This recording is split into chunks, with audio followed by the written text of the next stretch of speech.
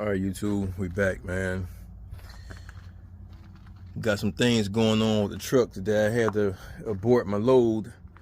You can see up there, it's not leaking now, there's not pressure on it, but it's a pinhole on the reservoir. So I have to swap this reservoir out, which that shouldn't be too difficult to swap out. Just a couple bolts. Plug it in. See how much coolant I'm gonna spill when I do swap it out. But yeah, so have to make. They said it was a hose that I had to put an adapter on, so I'll show you guys that in a minute. But I do got that going on, and I need to swap out the depth fluid filter, because I'm getting some crazy colds, and I'm kind of sure it's coming from the fact that I have never changed that filter out. So that was the part number for it. And actually you actually have different filters for different applications. So it's like it's either UF101, which is basically the filter that goes inside the cap, and then you have UF106, which is this one,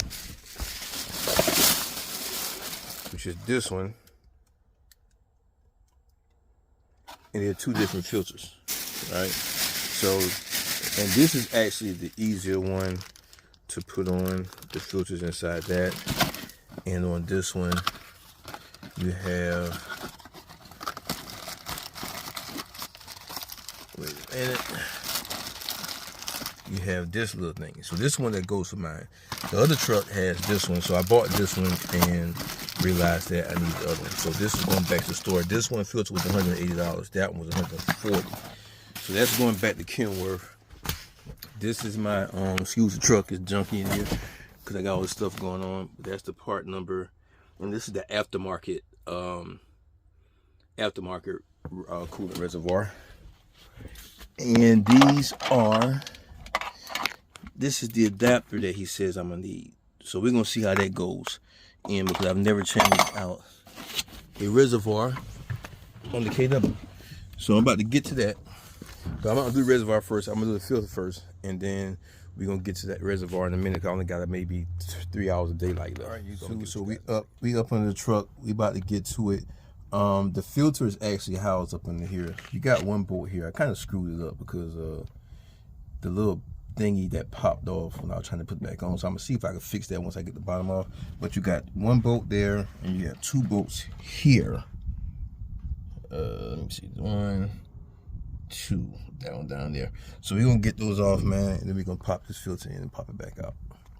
We'll pop the old one out and pop the new one in. As you can see, that's the filter cap, and the filter is in there. Just I loosened it a little bit, so it's leaking a little bit, which actually works better. I'm doing it now on the ground because the depth fluid don't roll. So anyway, the filter is out. That's what the old one looks like.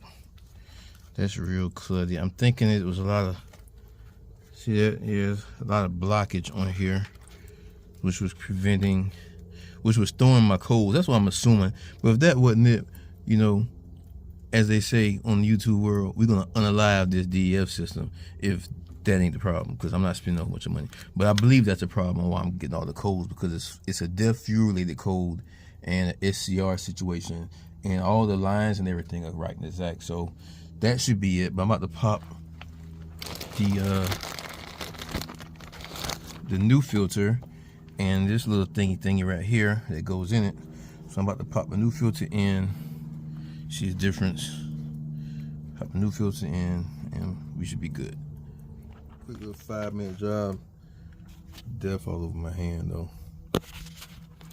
But yeah, gotta build it back up. Checking my wires.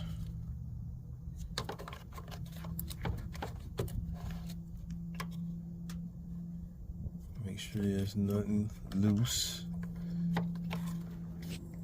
Don't like it goes to anything. Let me look down in here though, just to be sure. Yeah. Because the computer was saying that it had some loose wiring, but I don't think that's that. And then I checked my doser, which I think I'm gonna pull my doser off too, just to look at it and see what it looks like. I just changed this though, so it should be fine. I am gonna put this wire up somewhere. This wire needs to go somewhere. It's loose, so I'm gonna dig up out of that and put that somewhere and get to this reservoir. So there's a reservoir. We have 1, 2, 3. And it's another bolt on the other side for 4 bolts holding the reservoir on. You have 2, 1, this hose, 2, and the other one for the third hose that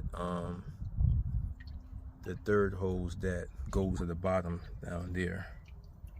Yeah, so now I'm about to pull the reservoir off and put these bolts back on, put these hoses back on, and see exactly what hose they were talking about with the adapter. All right, so we got the new one plugged in. I'm gonna have to loosen it because, well, maybe I don't have to loosen it.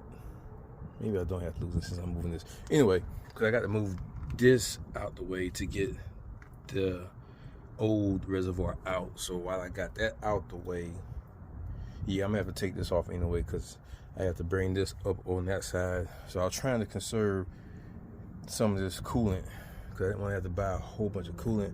I'm probably gonna have to grab another 2-3 gallons of coolant when I'm done, when it's all said and done. But the 4 bolts is loose, so you got to pull this bolt out because you can't get it around this bolt right here. So once I pull that bolt out and take this off real quick, get it back over there, and then we should be good to go. All right, that's it for the reservoir install. I think I dumped out about 4 gallons of coolant. I couldn't save all of it. Well, I saved most of it, but yeah, I had 2 gallons in the truck, so I'm gonna grab about 4 gallons because once I fill it up, once the engine heats up, it's gonna purge again, and yeah, it's gonna purge again. And then I was just looking at some of this stuff on this truck with this engine, but yeah, it's gonna purge again, man. And then I have to fill it up again. So again, you got 4 bolts, 1 here. We have to pull this bolt out to get the reservoir out. You got 1 here, and you got 2. No, you got 1 here, and you got 2 here, and 3 hoses. 1, 2, 3, and that's it, man. Simple job. So I'll top off the coolant tomorrow before I head out. Take the truck up to the petrol. I need to get me a regen too, so I can regen my truck myself. But I'm gonna take it to this. I get me a regen, clear the codes, and I'll see if putting that filter in did the trick with everything else. Cause that's a new doser valve. Cause it give me a doser valve code. I'm gonna put the codes up in the video. But it's give me a doser valve code. But I changed that doser valve. The doser valve's on like 8 months old. All right, YouTube. So everything's locked in and dialed in. Might get a little noise. I got this truck on the other side of me, pick up my load. But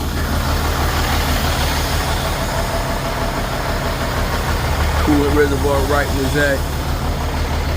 Gotta go get this truck washed in a minute. But I had to adjust my brakes too. Put new drums on it. But the brakes, I didn't need brakes. The brakes are good, but they wore irregularly. They're not plussing with the drum, so this caused a bunch of noise. I had to adjust them again to keep them stop making that noise, but they're gonna start making that noise again in a minute. So I'm gonna swap those brake shoes out, but everything else on the truck is dialed in except for the APU, and I gotta get a new AC compressor. So I got covers for my APU. Just need to do the PM and swap out the radiator on the APU. But we're good, man. No codes. I drove it about 30 miles after I got the regen. I had my guy check the codes and everything, so everything is good on this. So I guess that filter was the issue. We're gonna see. If it's not the issue, then I give you guys another update. But as you can see, the check engine light is gone. So that concludes this video. I'm gonna get back with you guys at a later date with some more knowledge, some more game. Do it yourself trucking, man. This is how you win. You got to be able to do a lot of stuff on your own, because the things that I've done on this truck the last week and a half cost me out of pocket about $2,500, $3,000 from the knock sensors, the drums and brakes on the trailer, drums on the tractor, on the outlet knock sensor, inlet knock sensor, coolant reservoir, DPF fluid filter. Yeah, that's what my out-of-pocket expenses was. But if you had to take it into a dealership, or you couldn't do a lot of stuff yourself, it would have easily been $5,000 or $6,000. So that's it. I'm gonna get back with you guys. Peace.